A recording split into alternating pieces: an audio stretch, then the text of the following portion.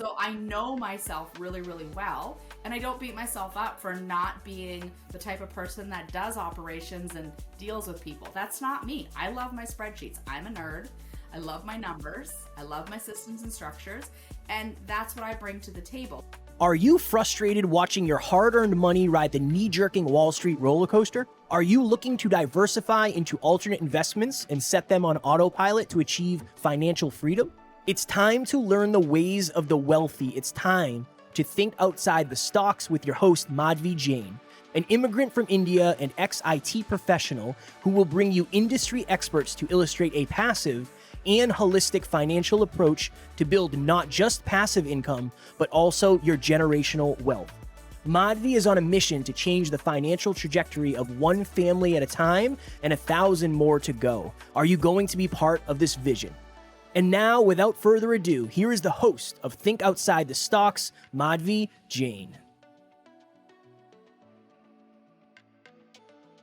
Hey, welcome back and to another episode with Think Outside the Stocks. And we have today with us the woman powerhouse that I have ever met. I recently attended a conference, and in this conference, she was a speaker. She shook the stage, the entire audience. Everybody was tears with their tissues. So who is this woman? We have Catherine Bell here, CEO of Titan Impact Group. I typically like to start with the 3 fun facts about my guests, but in this case, it's going to be 3 very, very profound facts about her. Number 1, she lost everything in 2008 financially, and then in 2018, she lost the love of her life, and she rebuilt that in both the times, and now she's on a path to be Arizona's first self-made woman billionaire. The second fact, her parents did not want her. Her mother had her when she was 15.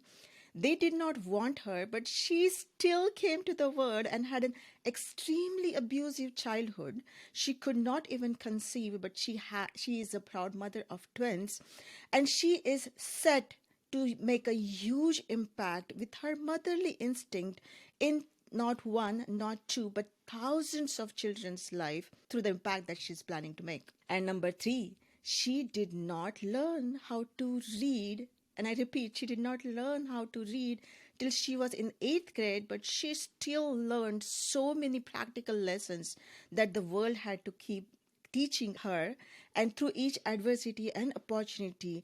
And now she is mentoring and changing lives of thousands. Welcome, Catherine. I am just so profoundly excited and honored to have you here. Thank you for having me here. Who you are and what you give to the world, this is extraordinary. So truly, it's my honor to be here and be able to hopefully contribute to somebody where, if it makes a difference to one person, then we did our job. Oh, so very well said. If it makes a difference to one person's life. I mean, I live and breathe in by that fact in my mind. And every day I get up and I say to myself, even if I can change one person, but you're not changing one person, is it, Catherine? You're changing thousands of them.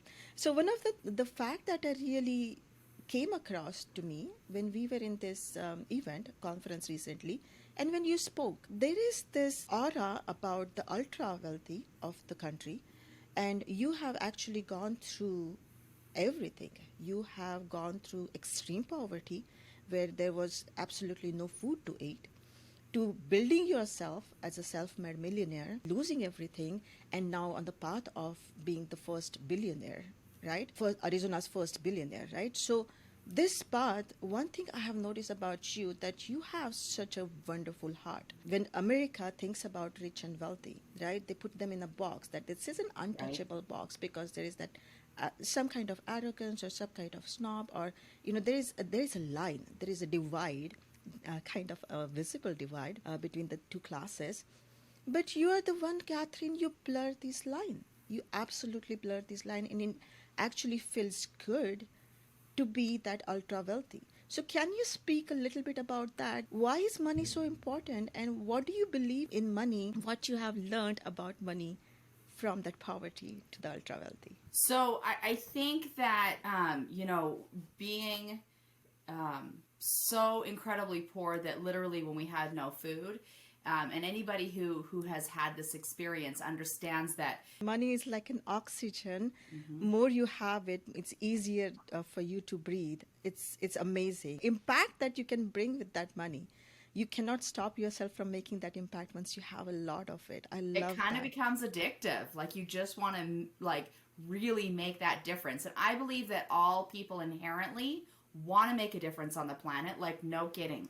I haven't come across one single person that doesn't have like some drive inside of them. They really want to make a difference. Yeah, and that's the restlessness that we have to bring into the world, right? That's what makes us restless, right?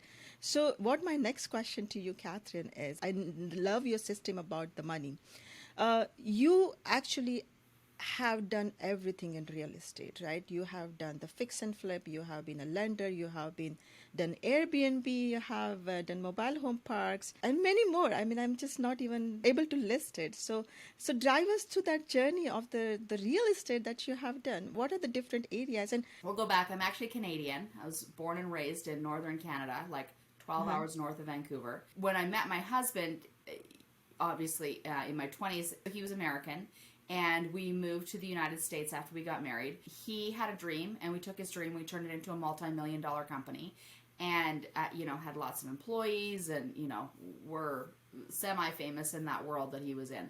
Then, he provided very, very well for us. Like you said, I wasn't able to have kids, and what that led me to was I ended up adopting twins out of the foster care system as babies, a boy and a girl. And absolutely loved it. I was thrilled to be a stay-at-home mom. I felt like God gave me these babies as gifts, and I just wanted to squish and love and kiss them every day. And so Right. I was thrilled to be able to have that gift of being a stay-at-home mom, to take care of my babies and just raise them up the way I wanted to. And when they were probably I want to say they were like 5-6 years old. That's when we actually ended up selling our company, and it was shortly after that the crash happened, and our home in California went from being worth $850,000 to $95,000. I Oh mean, my gosh. everybody knows 2008-9. Like Yeah. there wasn't anybody who wasn't impacted by that. We ended up having to short sell our house, and ended up. Essentially we were homeless and, figuring out what the heck we were going to do. Well, it was around that time that my husband actually ended up getting really, really sick at the same time of all that. And so I had to go back to work and now provide for the family. And honestly, at the time, I was pretty angry. I was angry that I Wow. didn't get to keep being a stay-at-home mom because that Right. at the time, that was my dream, right? What are you going to do? You put on your big girl panties and you figure it out. And so that's what I did. And so went to work, but at the same time, also knowing that success leaves clues. And I had a lot of friends who were millionaires at the time, and eventually a few friends that became billionaires. But what I learned was to look for similarities in everything that they were doing. And so Right. there were a few things that they all had and they all did that I thought, well, if I do that, then I should get the same, if not similar results. And so Right. one of them is that they all had real estate in their portfolio. Even if they were doing other things, real estate was a part of their portfolio. So I was like, okay, Right. success leaves clues. Like that's a hint right there.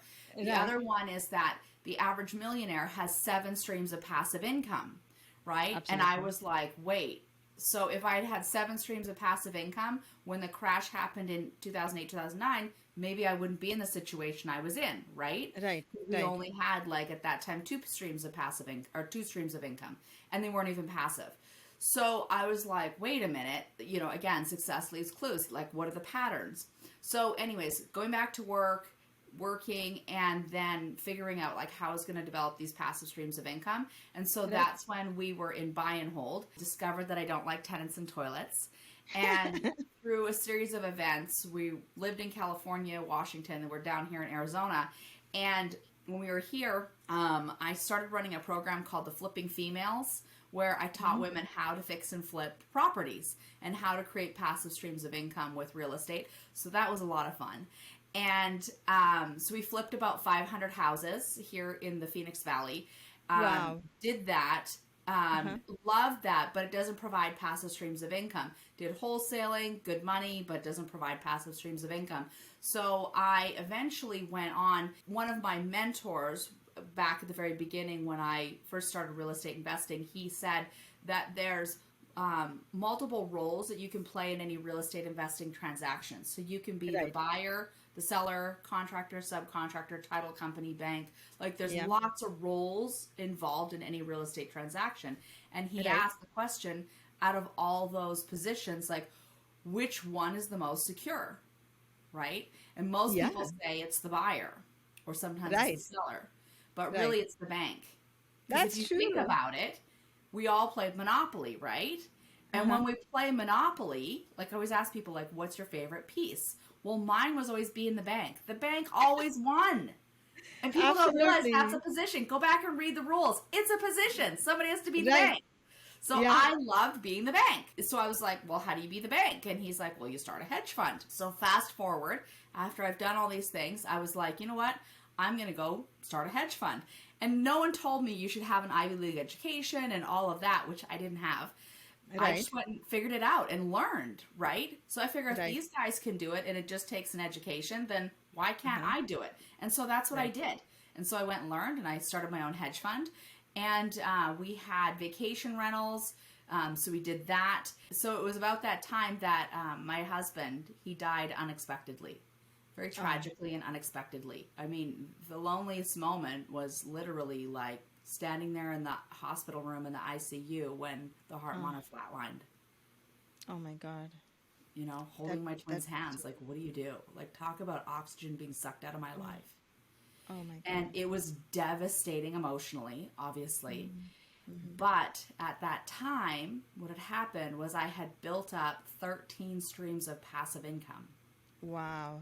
So when he died, it gave us some oxygen financially, not emotionally, but financially, that allowed me to take the time that we needed to do the emotional healing work necessary, you know, for the next year to do that deep, intense grief work. And, you know, the only way around the pain was through it. And so, you know, my twins and I, we went through 6 forms of therapy for an entire year. Oh my God. My God. We did not passively wait for the grief to just pass, because let me tell you, it doesn't.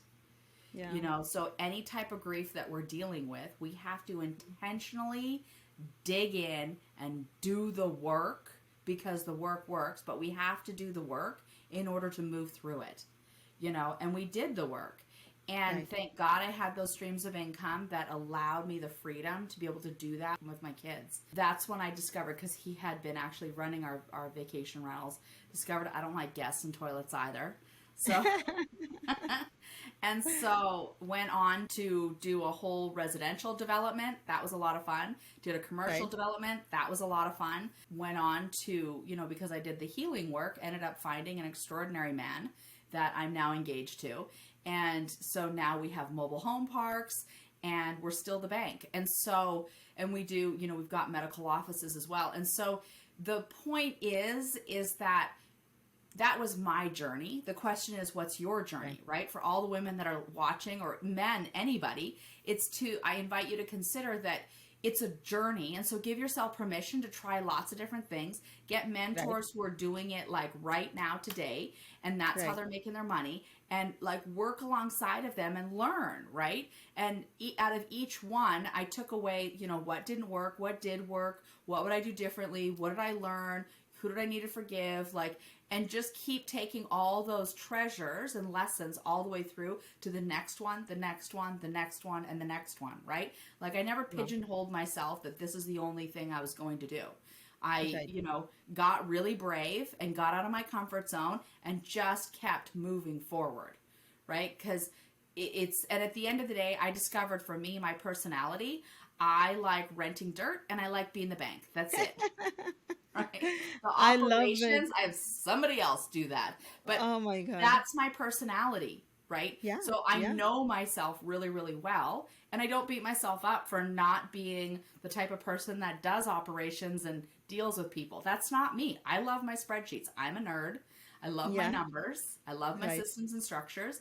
And that's what I bring to the table. So, that's how I add commas to bank accounts, collapse timelines. It's the working smarter, not harder. Now, I work Right. very hard, Absolutely. but when you work smart with hard, I mean, that makes a huge difference, right? So yeah, that's I that's love the it. I journey of real love estate it. investing and why This it is like your matters. life. Yeah, this is beautiful. This is your life journey in a snapshot. I mean, you go through it, but it feels like a moment right now, but you have lived so much, you have endured so much, and you have learned so much from it, and you have kind of come out as a phoenix, right? So that's what it looks like to me. And I'm going to go back into a couple of things that you said. First of all, when you are talking about choosing and doing and trying, right? Our listeners today, and most of them are passive investors, right? Being out of that comfort zone, if you have that, high skill, high income earning jobs, but you have that underlying passion somewhere where you do want to maybe, start a restaurant, or maybe, start a yoga practice, or, go on a hike to, one of the top mountains. People have that underlying passion, but they are not acting on it. So this is like a really an appeal to listeners today, that find out what that passion is, what drives you. And look at Catherine, how she has constantly challenged her out of the comfort zone. And you can start doing that by following the path of wealthy. They have that 7 streams of income, passive income, that's important, completely passive income. And as Catherine said, that success leaves clues. So you don't have to reinvent that wheel, but you have to just plug yourself with somebody who is doing that, who has done that for a period of years. Find that mentor, find that person that you know, like, and trust, and you go back and start doing those things with them, right? So, Catherine, one of the things that you said about challenging your comfort zone when you were a stay-at-home mom, and how you didn't wanted to leave that, because stay-at-home mom is a full-time job. Yes, it There is is. just so much that we end up doing, and even people, I mean, for women who are working. So I really want to challenge women and encourage women. I think outside the stocks is a journey.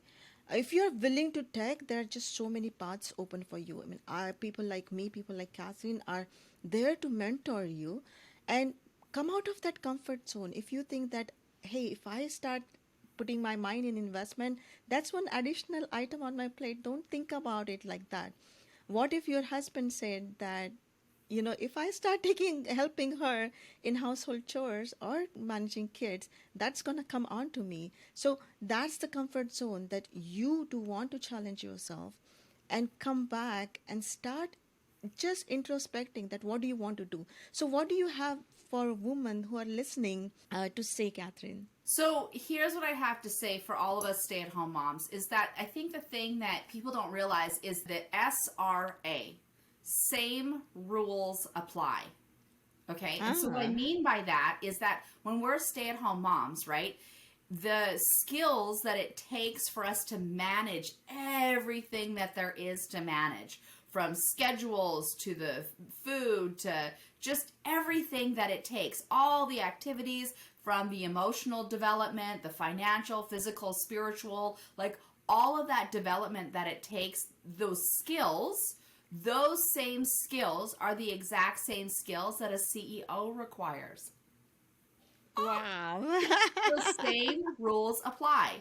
So because Love you're that. successfully running your home, you literally have developed the muscle, and you can take Mhm. that same muscle and those skills and now apply it over here to your business, right?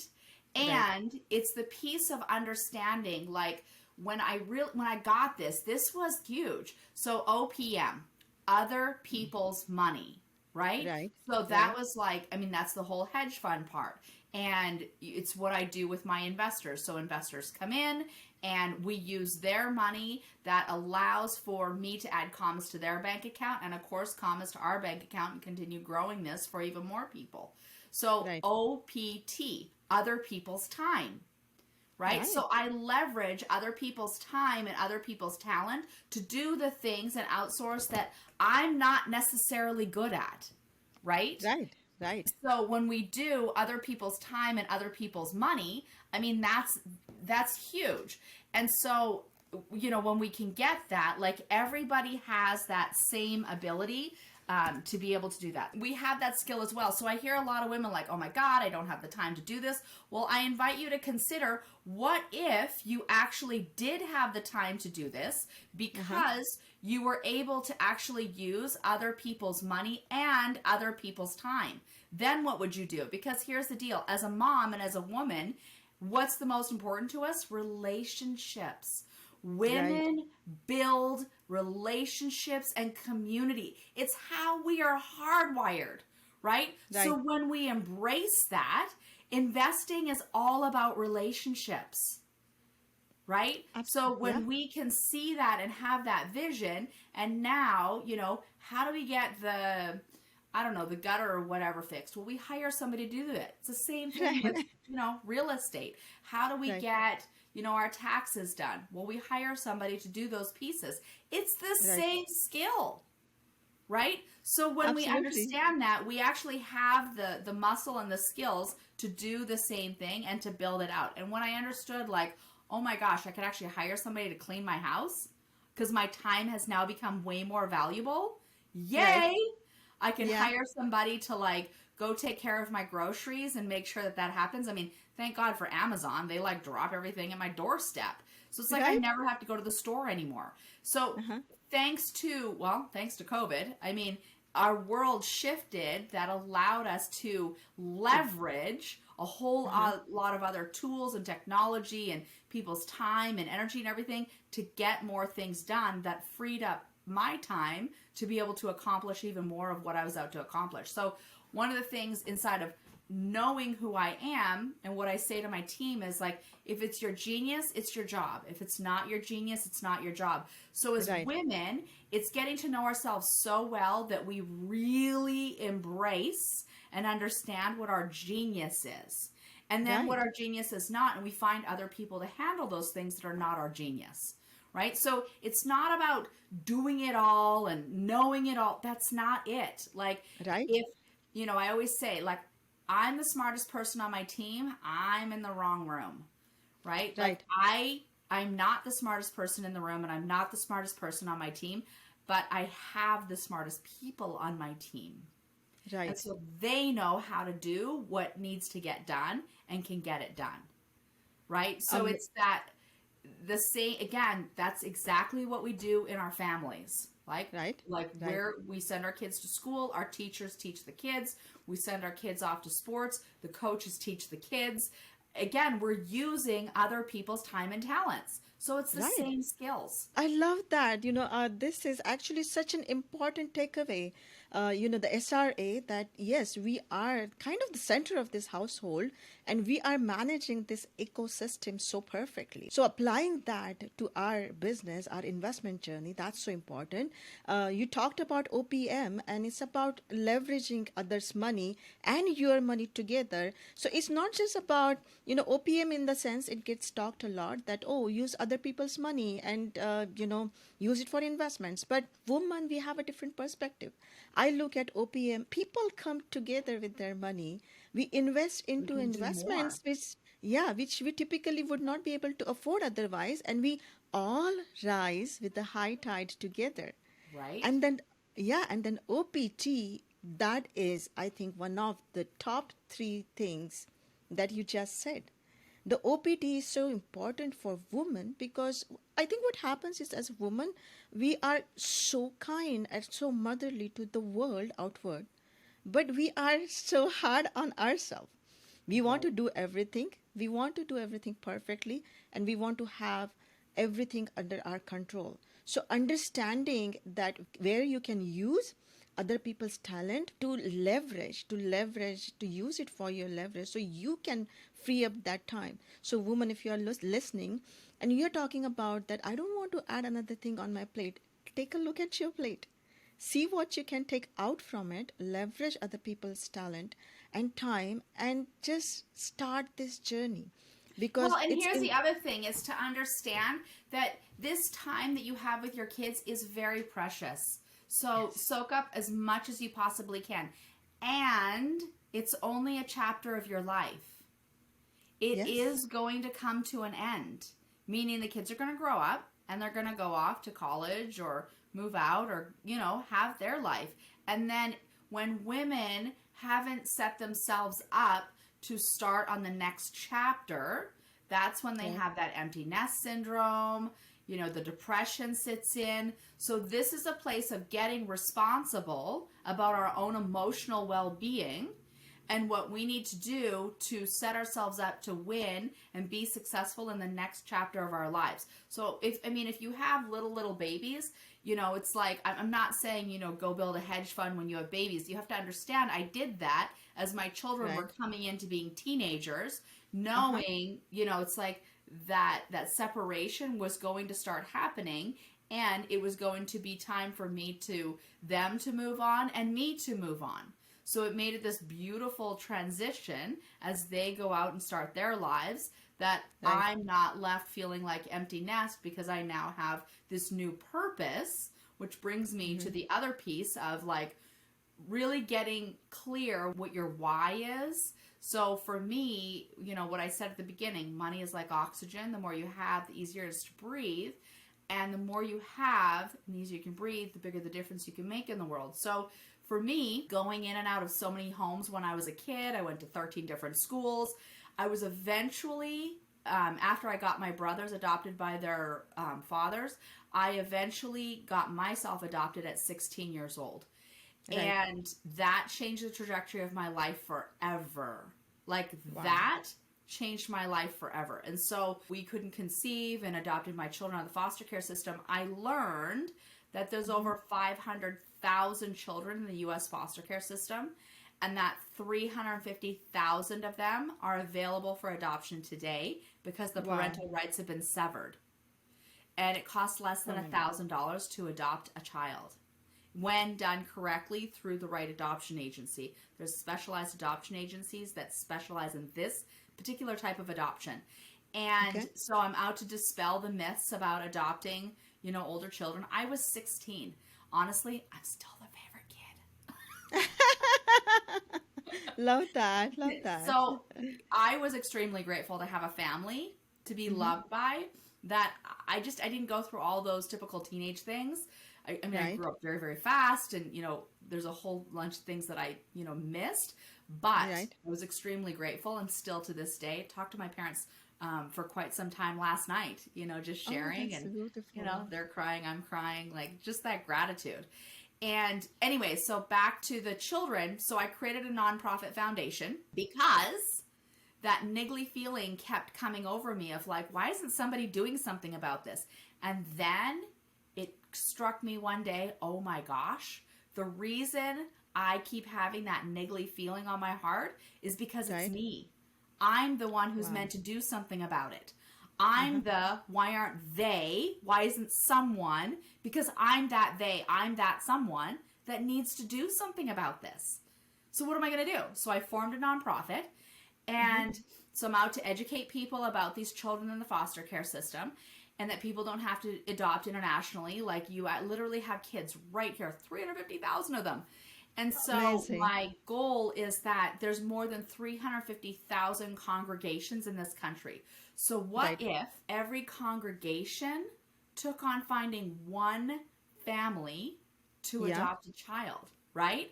Because here's the bigger impact here, is that it literally is costing taxpayers billions of dollars to keep these kids in foster care, right? And then on their 18th birthday, they experience what's called Black Trash Bag Day. Oh my God. They're handed a black trash bag, told to put all their stuff in it, and they're out. No more support. So when that happens, statistically, these children end out on the streets. They end up drugs, prostitution, and incarcerated, which now cost taxpayers billions more. Right? So there's billions of dollars right there. So what if each church took on finding one family to adopt one child? Not only would we be saving taxpayers billions of dollars, but what if 1% of those 350,000 children, that'd be 3,500 kids, grow up to be adults, to go out and decide, like me, to make a difference in the world? Oh my God. What kind of world would that be? Like, to me, that is a game worth playing, right? So that is why At the end of the day, I continue to build my empire, continue to add commas to everybody's bank account so that we can make that difference, a real difference in the world for these kids, these families, our community, our globe as a whole. So This is, if you yeah, have that Kath, niggly, listen to it. You're the one that's here to make the difference. this is so profound, Catherine. I mean, look at the impact that you are set on this world. The impact that, each one of this person, each one of these kids are gonna have once they get adopted. What I like about what you're doing is you're out of the box thinking. It's about, first of all, identifying that problem and why does it keep popping back to your heart, and that you are supposed to take care of it. To understanding that itself is a first huge step. So women who are listening to this, right, what Catherine just mentioned, separate yourself from the role. You have the role of being mother, wife, sister, daughter, and there is an individual behind that role. So when you are getting used to being that mother for 18 years, and once they go out and you have that empty nester feeling, you need to start looking at that individual behind you and what is that niggly feeling that Catherine just mentioned, because that's what you are set to make impact in this world about. And Catherine, going back to your cause, it is brilliant. It is not just too brilliant to identify that you can make impact this way, but it is brilliant to kind of take this as a massive problem, look at all the congregations and help adopt one child to one family. There you go. I mean, that's, even if you have 50, 60, 80% of the pastorate for that, that's incredible. And like you said, even if 1% comes in life, I mean, you were not even supposed to be here, but look at that impact that you have created. It's a domino effect. It's a rippling impact. So this is just mind blowing and amazing. And our listeners would love to know that how they can contribute to your cause. How can they help? How can I help? It's such a huge cause that you have. So there's 3 things we're looking for. You can go to my website, my company's website. It's titanimpactgroup.com. And if you do the drop-down menu, it says Our Legacy. And there's all the details about exactly what I just shared about all the children in the foster care system. There's a donate button, so you're welcome to donate there. And that goes to helping churches and these adoption agencies find the families to be able to adopt these kids. Then number 2 is we are looking for families who have adopted children out of the foster care system to come on and actually be interviewed, do those interviews and share those stories to inspire more families to adopt these kids. And then the third is if you're a part of a congregation, to share this message and this, with your pastor, with their staff, so that they can jump on board and, be a part of making a difference, one child at a time. Amazing, amazing. So if you are listening to this, these are the multiple ways that you can impact. Even your information, a piece of information about a family, a donation, that's going to make a huge impact. And I would love to help you with interviewing these families. This is going to be an amazing. This is going to be an amazing task for us together. But going back to women and their impact, I always say that when you educate a man, you educate an individual. But when you educate a woman of the household, you actually educate the entire family, because she is the one bringing that education to the dinner table, to the next generation, and talking about it, making it comfortable.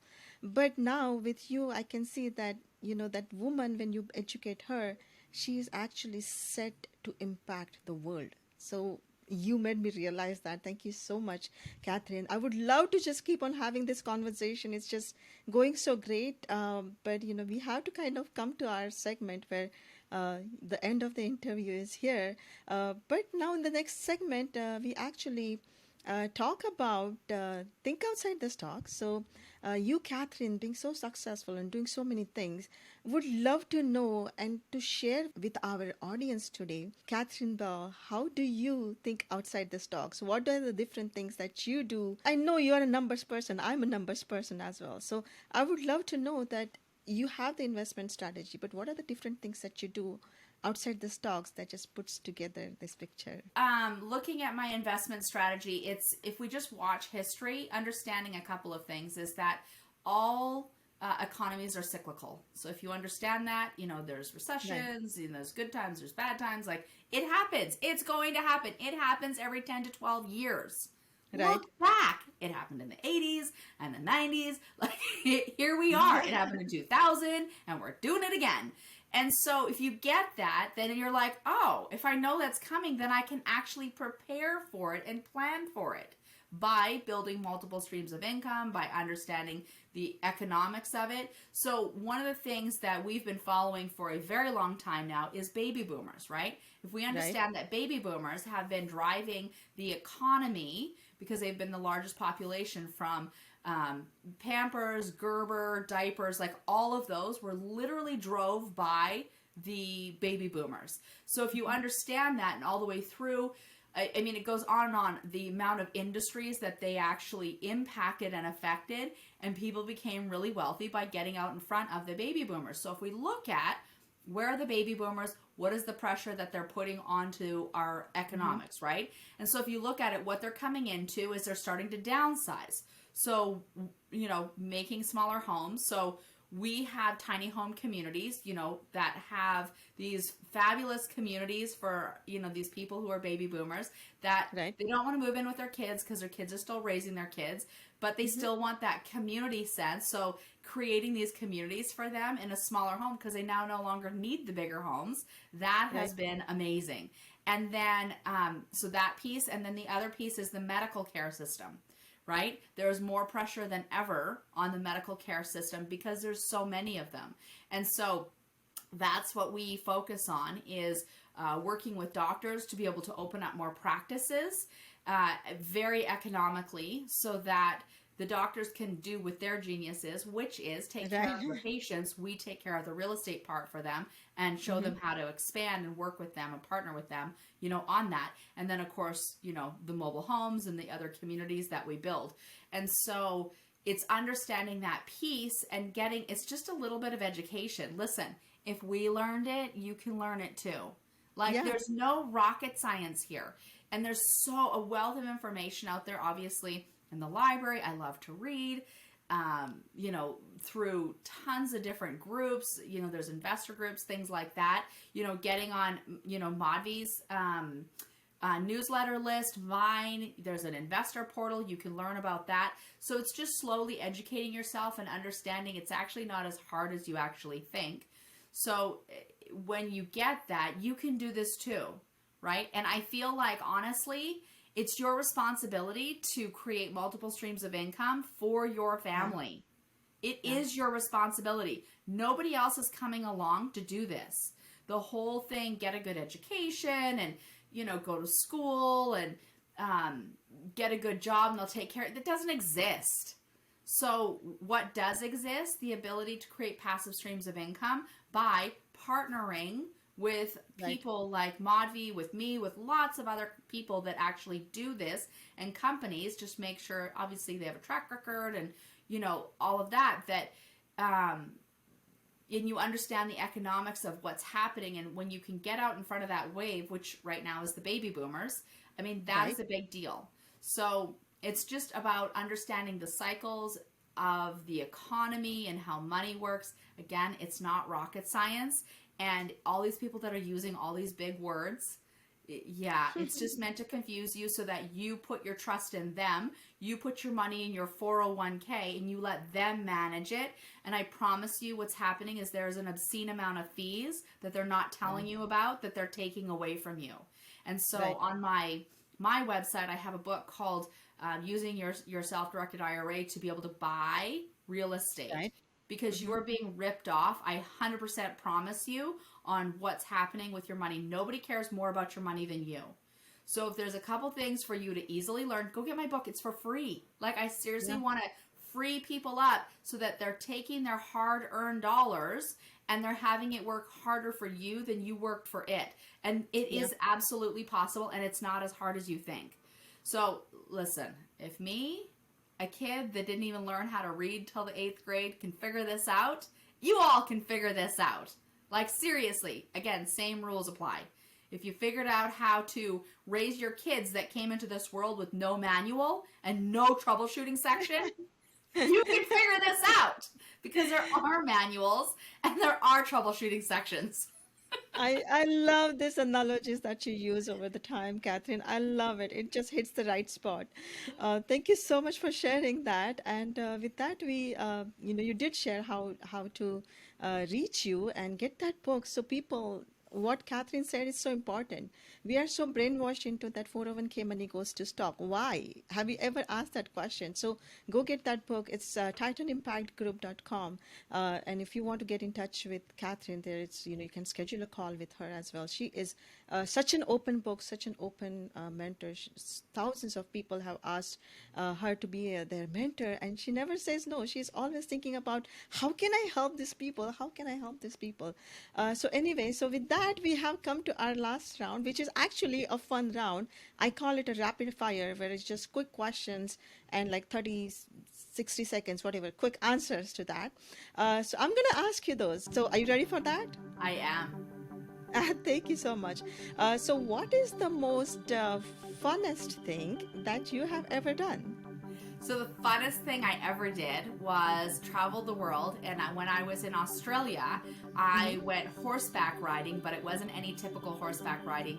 I actually got to race my horse. We were going so fast. We were like literally leaning side to side, and kangaroos were racing on both sides. It was the coolest thing ever.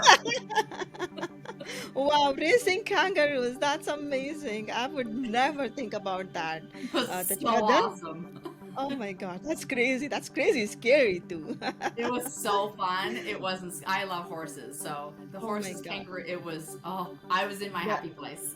That is amazing. Now, my next question, what is the advice that you would have for today's youth? We talked about women, we talked about men. What is the advice for the youth? Is to start understanding how money really works. So there's a book that I recommend. The book is The Science of Getting Rich.